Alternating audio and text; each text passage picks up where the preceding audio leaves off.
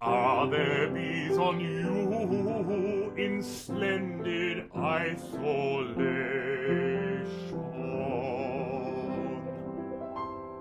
Hello, and welcome to the very first weekly tune-up. We're going to do some physical warm-ups, we'll do some vocal warm-ups, we'll have a look at some Vakai, we'll also have a look at some Bruckner to work on your sight reading, and then at the end, there's the teaching resources for a song called Hot, Hot, Hot. Think about it. How are you feeling? Hot, hot, hot.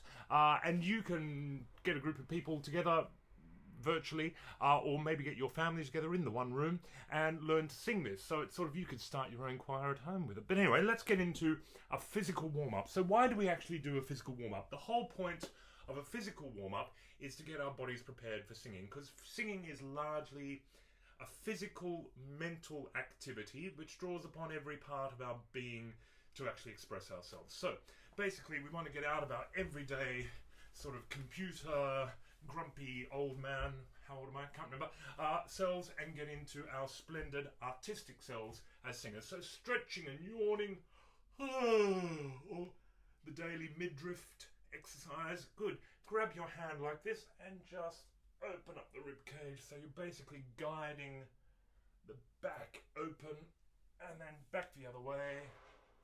Is very good.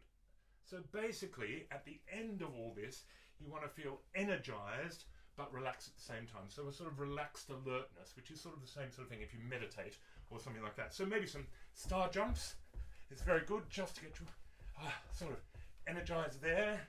And maybe you need to do the coronavirus hand wash and then take that all up through the body, pat out through the body. Very nice. And now's a good time to start adding some pleasurable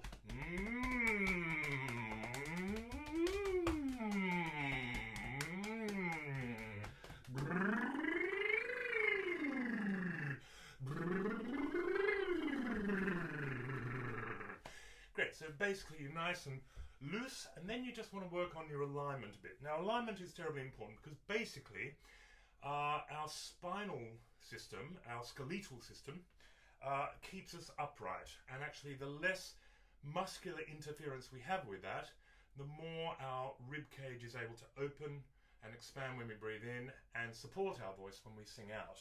So basically the biggest thing to do is really make sure you're in a sense of balance. So just put your fingers between your ears, or in your ears as the case may be, and just gently nod. Just imagine there's a rod going through your head, and if you nod it at that point, that's your occipital joint, where the spine comes up and very gently balances the skull on the top of the spine. Now if that is nice and free, basically you're in a good position of balance. Another way to try this is stand with your feet about shoulder width apart and lean forward and notice the tension, particularly for me in the lower back.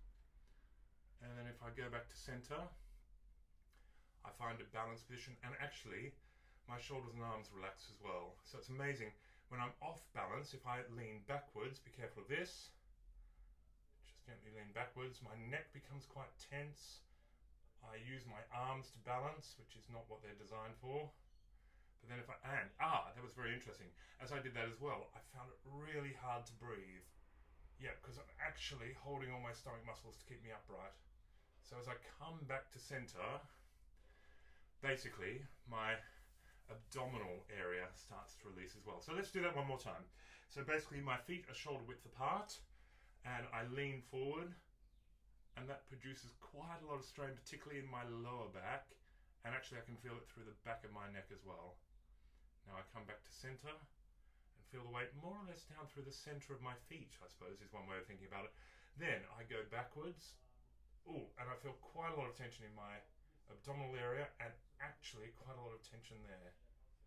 And then I come back and I'm nice and loose. And actually interesting, the minute I came back to center, I breathed. So yeah, finding your sense of balance is really important as you go through. So just go back to that rod through your head, just gently nodding at your occipital joint. It's the yes and no joint. I say yes, I say no. Yes, no. I bring my arms down, without collapsing in the chest. Good, and then I think my sternum nice and high. And again.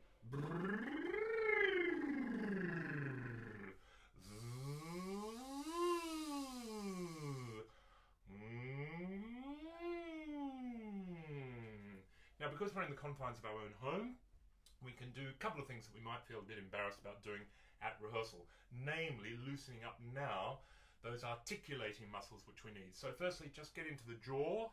So I'm now underneath, and the bit that bulges if I drop my jaw, that bit. And I'm just giving all of those muscles there a good massage. Now, I know you're not meant to touch your face, but look, you're singers, so you're going to have to. But make sure you wash your hands afterwards. So I'm just loosening up my jaw. There we go. And because it's gross and I can do it because I'm in the privacy of my own home, I just stretch this on my lips. It's amazing how much tension you can hold in your lips. Your muscles for your lips are actually all the way around here. So your lips are not your lipstick lips. They're actually these muscles all the way around here. So giving those a good stretch is really good for articulation. Sticking your tongue in and out, you realise your tongue goes all the way down, meets with your vocal folds down here, so it's a very long muscle which basically you want to leave alone when you're singing, but the tip is of course just sitting behind the bottom front teeth, so that's its home position in a sense, but that can get quite tense, particularly when we breathe in. So again, just going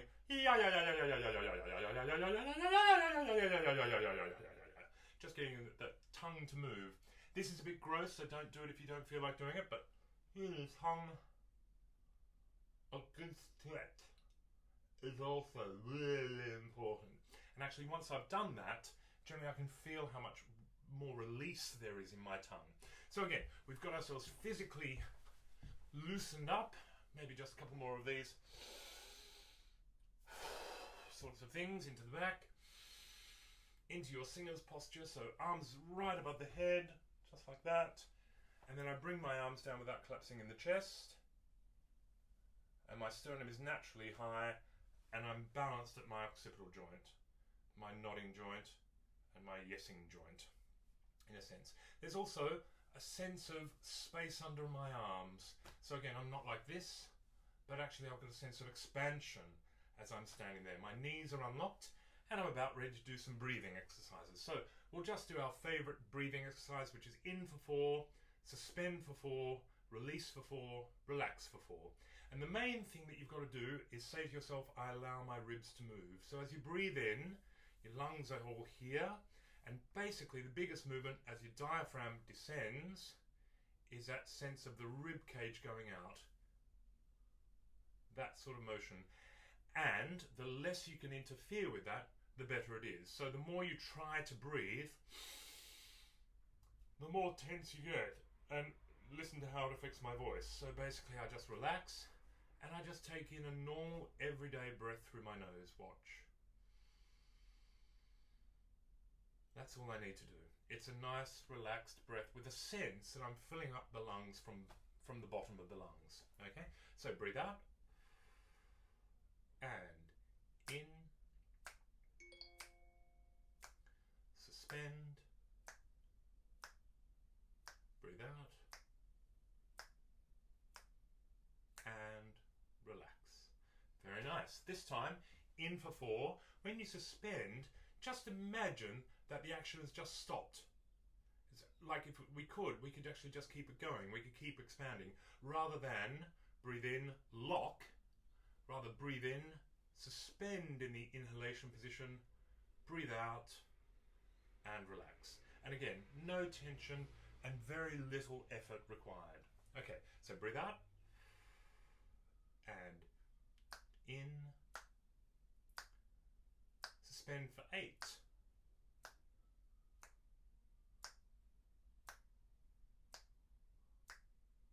and out for 8. 1, 2, 3, 4, 5, 6, 7, 8.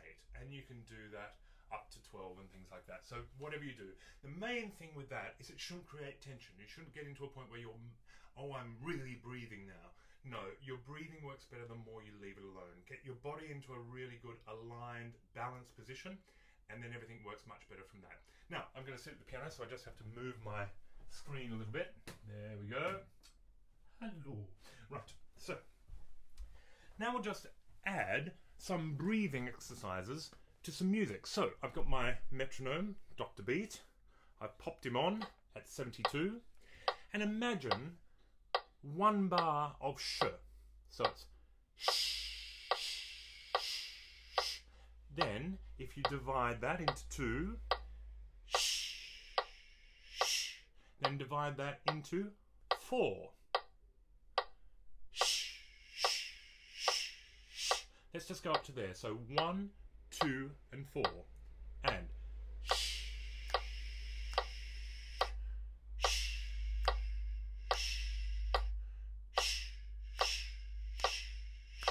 relax. So basically gone from semi-breathe to 2 minims to 4 crotchets. Now, what if we go 1, 2, 4, 6, which means we go to triplet crotchets. Watch.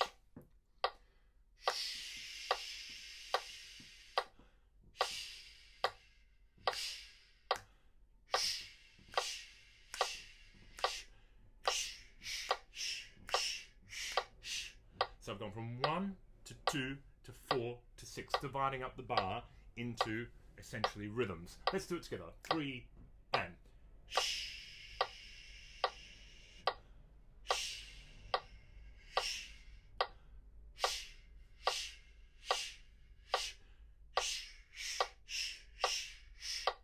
great.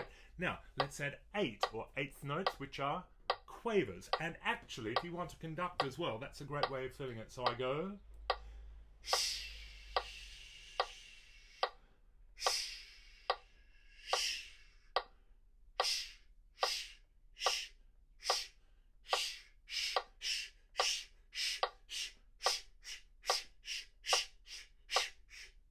So what you're basically doing is drilling just rhythmic ideas as you go along using your breath, which is what singers do. If I keep going up to 12 and 16, after quavers, of course, I go to quaver triplets, and after that I go to semi-quavers. I'll do the entire thing for you. Here we go.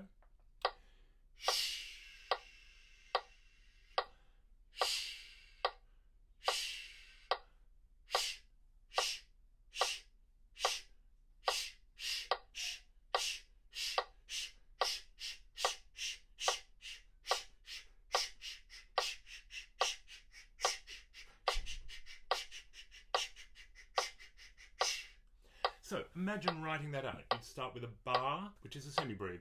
Next bar would be 2 minims. Next bar would be 4 crotchets, etc., etc. You're dividing the beats up from 1 through to 16 beats per bar, or 16 notes really per bar.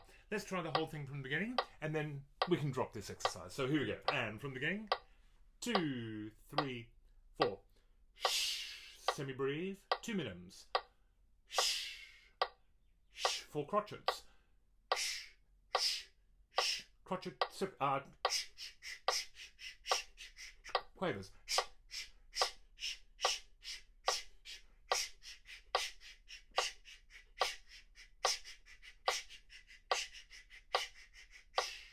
Good, and after that, just relax, get into your singer's mode, and now we'll do some humming. Now, as you know, if there's any tension, that is easily released if we imagine we're tuning a really fantastic piece of steak. So I go and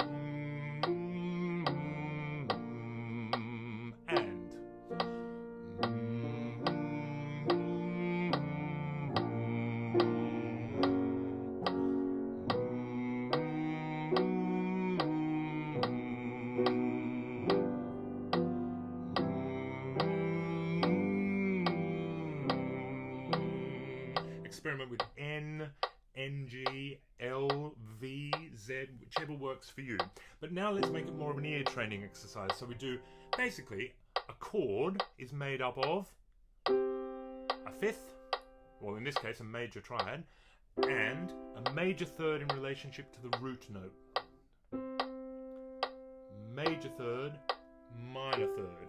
Minor triads are made up of minor thirds but a major triad on the top. If we then stacked a whole bunch of minor triads, or minor thirds, we get a diminished chord, which feels like something that impels us towards the next modulation. So we go back to here, and we do one after the other. Major, minor, diminished, new note. And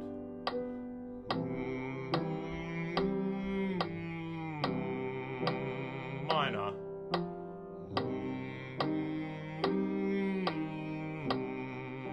diminished, and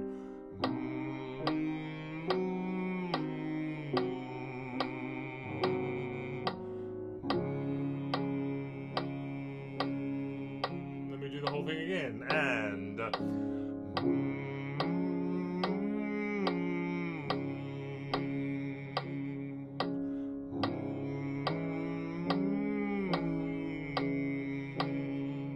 totally diminished.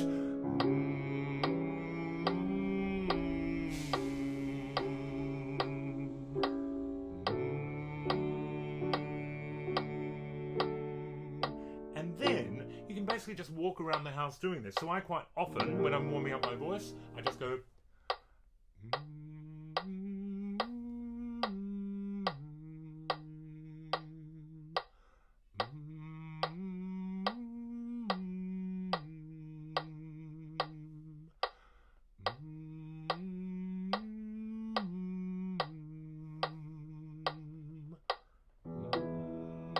check that I've ended up in the right key at the very end. So therefore, an intonation sort of humming in, but again, keep it nice and loose and make sure there's no tension in the jaw, the tongue, or the lips as you're doing that. Great, let's get your breath moving.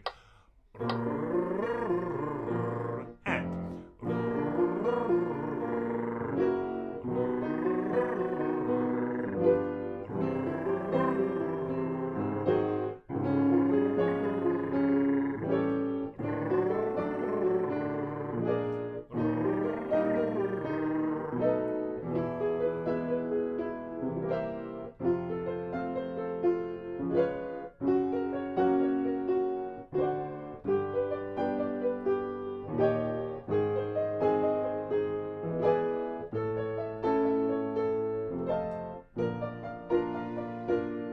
so that went right up to a B flat. That's quite high for some of us. So now let's go in the opposite direction. If you go up, go down. So let's just do ya, ya, ya, ya. And really feel that you can release your jaw on this. And ya, ya, ya, ya.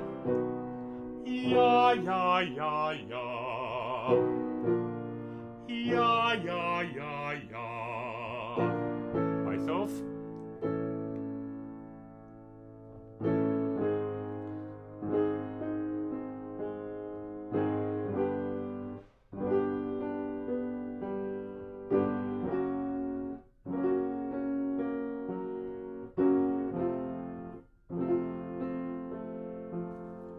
Good, and then just through your range, yawn, sigh. Oh, keeping the tongue nice and forward as you do so. Good, now I want to talk about this sort of area around your bottom, your floating ribs down here. If you can dig your fingers in a bit like this and just go when I make the noise, the phonation, I feel a bit of resistance in these muscles. I'm not making that happen. It just happens naturally when I'm in alignment. So I'm in alignment, and the sound that a kid makes when he's imitating a car. That sense of resistance is, I suppose, what we would call supporting your voice. So a good way of just doing it is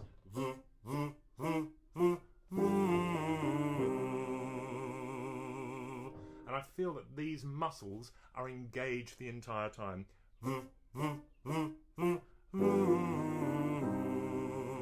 Again, get out of your way, don't make it happen, get in good alignment, just listen to the piano, use your ears, and allow it to happen. That's really important. So we're just going to work our way up, but this time on a minor triad, or minor scale.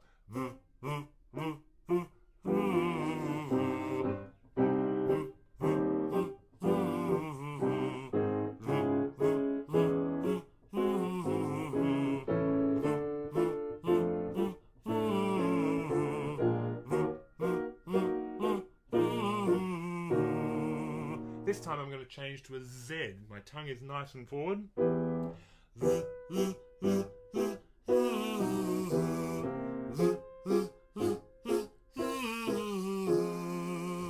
and it's quite good sometimes to use that or a rolled R just to learn repertoire. For example, when we get to the Bakai. So the trick is to keep the breath pressure equal throughout the entire phrase rather than pushing too much air for top notes. So something like that, or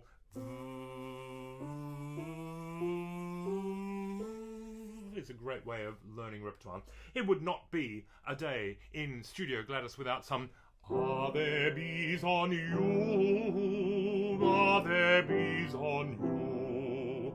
Now the main thing about this is make sure everything's loose, you're in good alignment, you take a breath, but mainly make sure you're really thinking about the pitch and the vowel.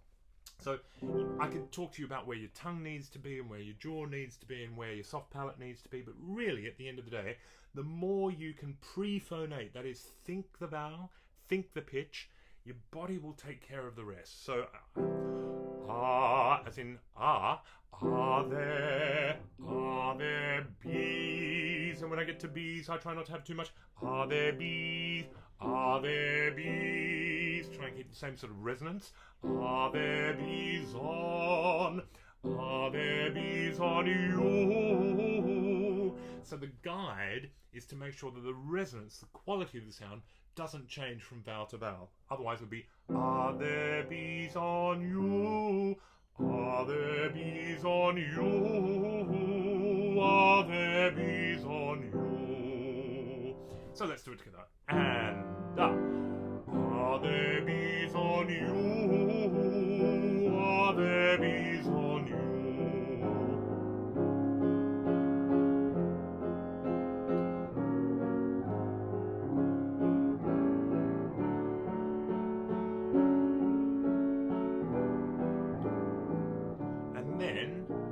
This time, as you come down, lose the consonants. Are there bees on you? A-E-O.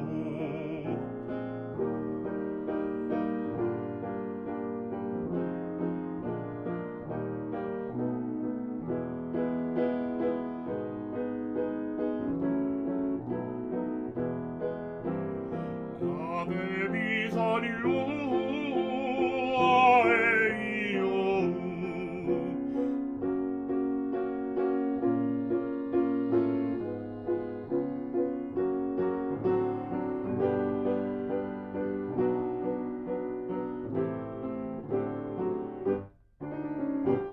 Jolly good. And then some articulation. I quite like this. I first learnt this as a kid at the Ensemble Studios. And you go budda, b-d, budda, gudda, g.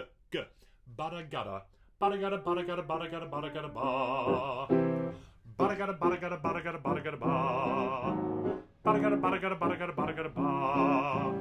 Budda gudda, budda gudda, budda gudda, budda gudda, ba.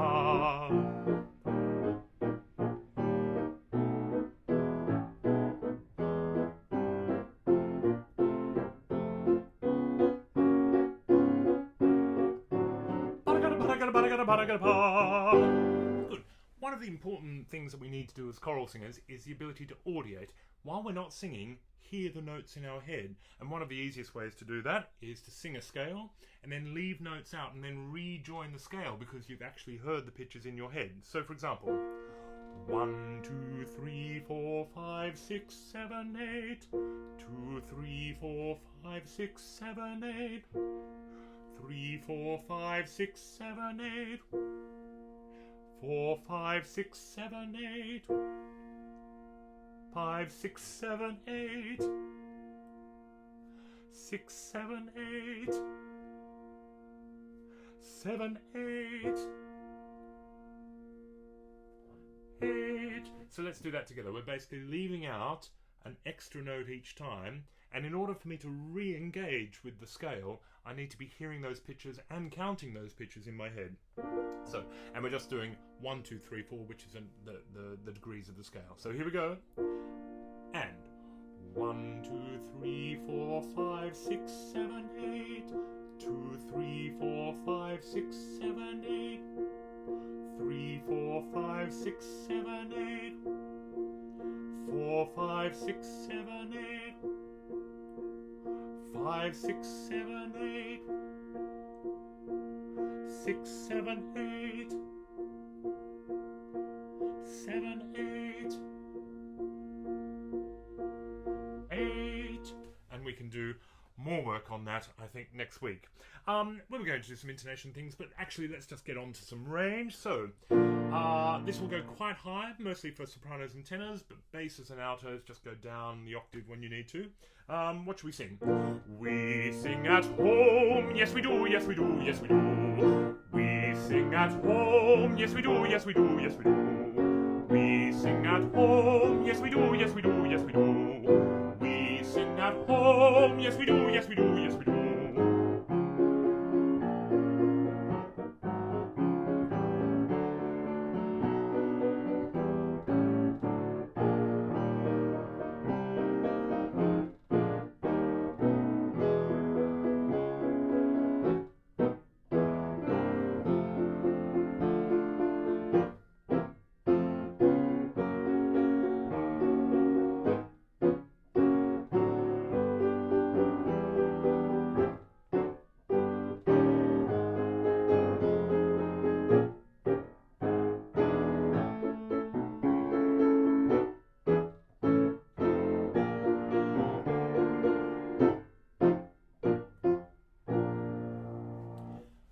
And then in terms of repertoire, what I'm suggesting is that we all look at some Vakai. So the link is on this email, and let me just sing through the very first one, which is the scale. And I think each week we just add another couple to them. I'll play them. I'm going to work from which one is this? This is the version for soprano or tenor. It's a little bit higher than the one for alto and bass. But let's see how we go. The first thing we do is a scale. Now, like I said, there are a variety of ways of learning this. Try not to do everything at once. So, for example, it might just be good to go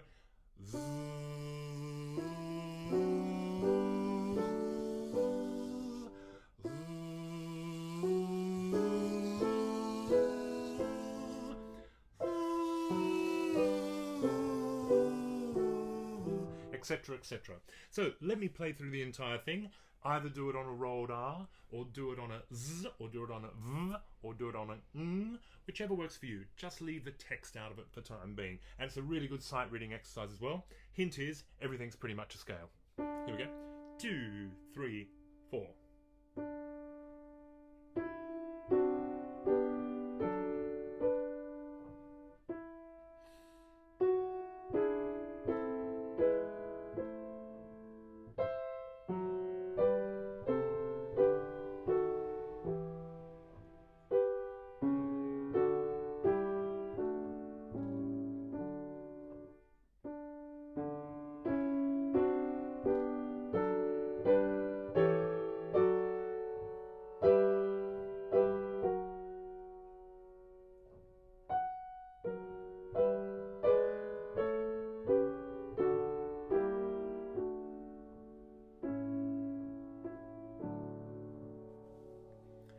I'll sing through it with the text, and the main thing I'm doing as I sing through the text is make sure I give the consonants enough length, but all the time what I'm doing is concentrating on the shape of the vowel in my head. So basically, rather than trying to physically make it happen, place your tongue here, lift your soft palate there, I'm just really trying to picture the most perfect vowel I possibly can and going with that. So here it is with the Italian words. Manca sollecita più dell'usato, ancor che s'agiti con lieve fiato, face che palpita presso al morir,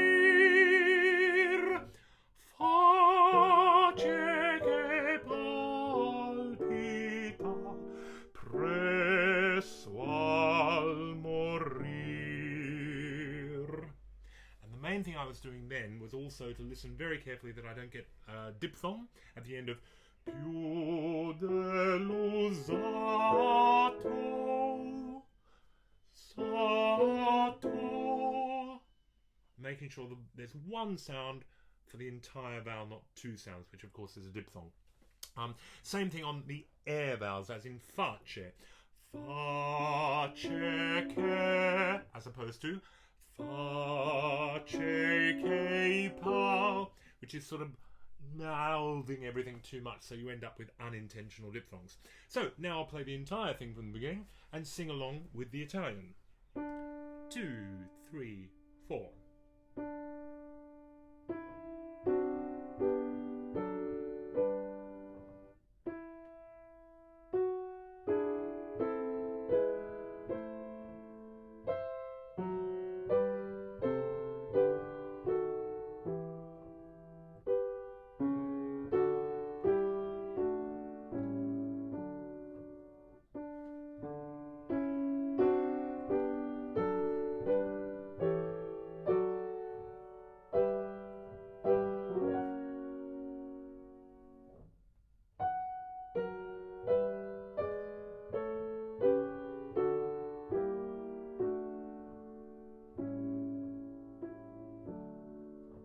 So I reckon we try and learn 3 a week. So that's the first one. Work on that. And then we go to the interval of a third, which is 1, 2, 3. Again, the interval we were talking about before in terms of the major and minor triad. Now this one just concentrates on pretty much the major. But notice the very next interval on cetta is a minor. So you've got a major third, 1, 2, 3, minor third, 1, 2, 3. If that was a major third, it would sound like this. 1, 2, 3. 1, 2, 3. 1, 2, 3 for minor. So let me sing it through from the beginning. Semplicetta tortorella che non vede il suo periglio, per fuggir da crudo artiglio vola in grembo al cacciator. Per fuggir da crudo artiglio, per fuggir da crudo artiglio vola in grembo al cacciator.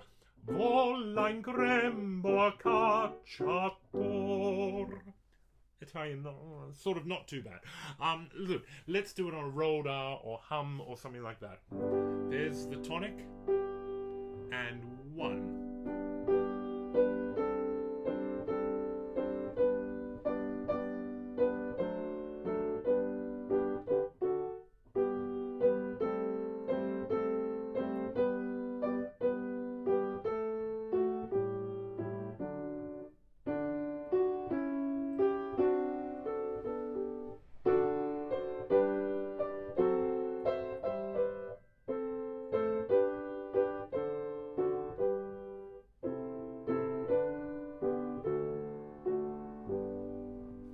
Finally, let's sing it all through together. And semplicetta tortorella che non vede il suo periglio, per fuggir da crudo artiglio vola in grembo al cacciator. Per fuggir da crudo artiglio, per fuggir da crudo artiglio vola in grembo al cacciator. Vola in grembo al cacciator. And then our final one for this week, we have a look at the interval of a fourth. 1, 2, 3, 4. So the interval of a fourth. Let me sing it from the beginning for you. Lascia lido e il mare in fido, a socchia nocca il nocchiero, e pur sa che menzognero, altre volte l'inganno, altre volte l'inganno.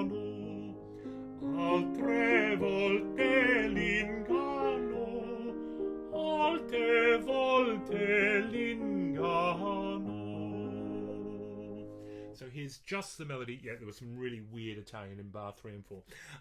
Here's Just the Melody with a bit of piano accompaniment underneath. And one hand.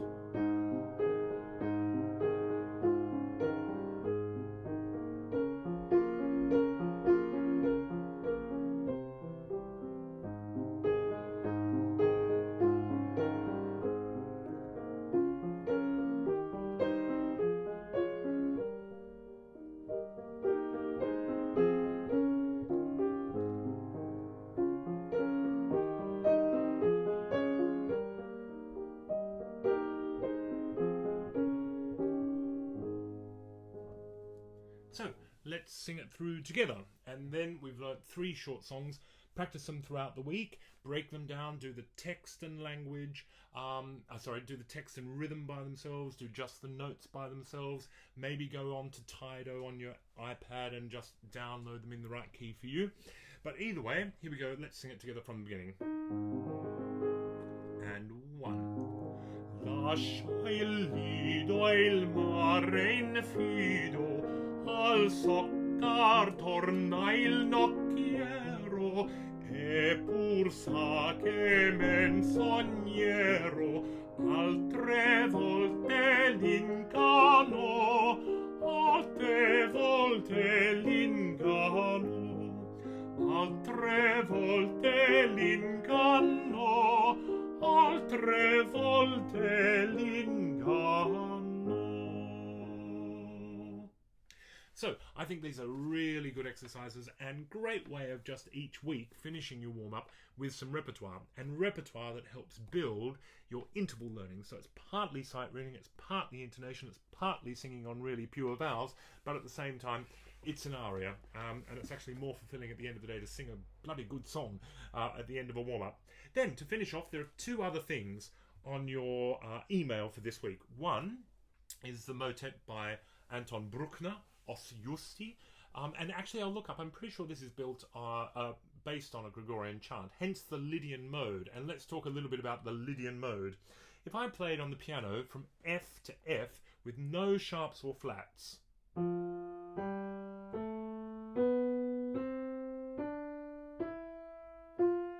to all intents and purposes, it sounds like a major chord, a major scale. Have a listen to a major scale.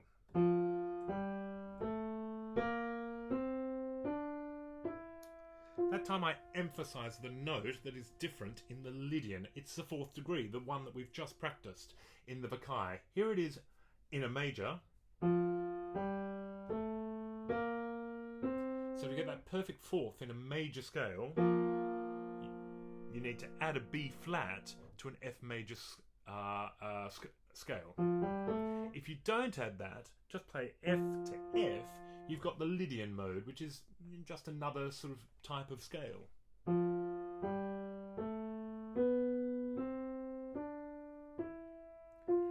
why is that interesting? Because actually when you look at this, you think it's an F major. Sounds F major.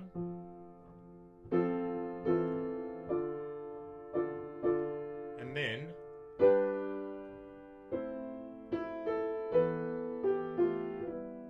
suddenly you can hear where that Gregorian chant influence came from for Bruckner. Because if I played it as if it were just in a major key,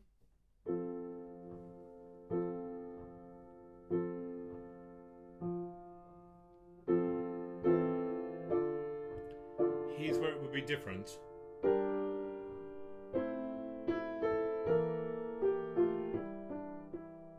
So I'm going to play it one more time, but this time I'll play what Bruckner actually wrote in the Lydian mode. And when I get to the 5th bar, have a listen to the G major chord that happens rather than the G minor chord that happens.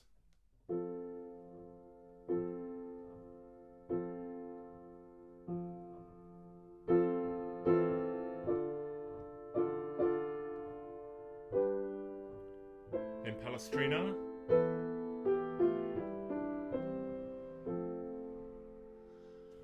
So a beautiful 1 one foot in the 19th century and one foot maybe in the 16th century. Beautiful, beautiful, beautiful work. So basically the reason I've included this is so that you can work on your sight reading as well. And maybe when we all get back together, we would have all learnt our part, and the first thing we can do is sing through some really terrific music. All of this music will be taken from this book. So if you want to purchase that, Clear Music, which is in Glebe, look it up on the internet. They can get this for you, and it's a terrific compendium of sacred music from Europe to have across the centuries. So Schubert, Palestrina, Stravinsky, there's all sorts in here, and it's terrific to work on your sight reading. One thing you can do though, now that you've decided, okay, it's in Lydian on F, you can just do a couple of exercises. You could go 1, 2, 1, 2, 1, 2, 1, 1, 3, 1, 3, 1, 3, 1, 1, 4, 1, 4, 1, 4, 1, 1, 5, 1, 5, 1, 5, 1, which is starting to get your ear accustomed to the mode that you're about to sing in. You could just do that as a scale as well. 1, 2, 1, 2, 3, 2, 1, 2, 3, 4, 3, 2, 1, 2, 3, 4, 5, 4, 3, 2, 1. When I'm reading really difficult, say, atonal music, one of the things, for some reason, that works for me, if I actually sing the note names as we go down, I tend to land, fingers crossed, on the right notes. So one of the other ways you could sight read it is to actually sing the names of the notes. So for example, if I was going to sing the bass part, 1, 2, F, F, F, F, E, D, D, D, G, A, E, E, F. That's another way of working it through. So you're building some sort of cognitive relationship to what you're seeing on the page. In terms of rhythm, we all know my favourite exercise in the entire world is 1, 2, 3, 4, 1, 2, 3, 4, 1, 2, 3, 4, 1 and 2 and 3. So count singing is also good. Why do we do this? Because really, there's a part of our brain that deals with language and to a large extent inflection, and there's another part that deals with music and rhythm. So when we sing as choral singers, we're actually engaging our entire brain in the process. But if we try and do that from the word go, it's very hard. And the other thing is, a bit like learning a new piano work, it's much better in the first instance to go incredibly slowly and play all the right notes rather than make a pig's breakfast of it at the tempo which is too fast, because actually you are building all the time muscle memory, and that's basically what we rely on when we're practicing. And basically all practice is muscle memory, so that when we get to the performance stage, we just don't have to think about what we're doing. Our body remembers what it felt like to sing in a good state without any nerves. We know exactly what we're going to be doing. We can rely on our body because we've built in that sense of muscle memory to it. So really important. So have a look at O Justi. Maybe do a couple of things where you just practice the scalic parts, maybe the harmony parts of it. Try and divide text from music. Don't try and do everything at once. Choose a nice slow tempo. When you listen to the track, you can listen to just the soprano and alto part, just the tenor and bass part, or you can listen to it all together. There's a metronome in there as well, because a steady pulse is very important when you're sight reading. Don't sight read without a real sense of steady pulse, even if that has to be really slow for you. And then finally, you'll find for this week, there is the soprano, alto, tenor and bass part for a song called Hot, Hot, Hot. Why not have a go at learning that? We might turn that into a virtual choir, who knows? But it's something sort of a bit more left of field and a little bit more popular than, say, Bruckner, although Bruckner is very popular. And that's something I encourage you to do with all your family. Like, find out, become, the Annandale version of the Von Trapp family singers.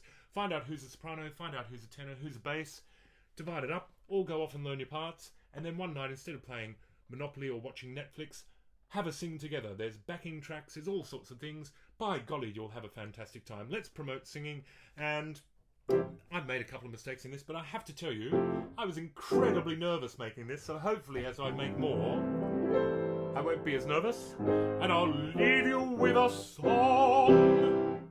Auf Wiedersehen.